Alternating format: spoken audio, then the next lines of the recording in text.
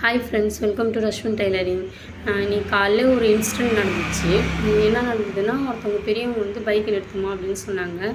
Scooty தான் ஓட்டிகிட்டு வந்துட்டு இருந்தேன். சரின்னு சொல்லிட்டு பைக்கை நிறுத்தினோடனே என்னம்மா நீ இதேமாரி போனீங்கன்னா உன்னை பார்த்துட்டு எப்படி எல்லாம் போக முடியும் அப்படின்னு கேட்டார். சொல்லுங்கள் எனக்கு புரியல அப்படின்னா, தலைவிரி கோலத்தோடு அவங்க ஒரு டிஃப்ரெண்ட்டாக சொன்னாங்க. தலைவிரி கோலத்தோடு போகிறேன், போனீங்கன்னா எப்படி உன்னை பார்த்துட்டு 4 பேர் போக முடியும்னு கேட்டாங்க. இல்லைங்க தாத்தா, மேலே வந்து கிளிப்பு போட்டு தான் இருக்கேன், எனக்கு வந்து தலை வலிக்கும் பேண்டு போட்டால், அதனால தான் இப்படி போகிறேன் அப்படின்னேன். நீ இப்படிலாம் ரொம்ப என்கிட்ட திமிராலாம் நீ பேசாத.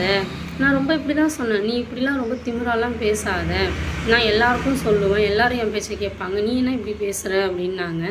அப்படி அவங்க பேசினோடனே எனக்கு என்ன சொல்கிறதுனே தெரியல.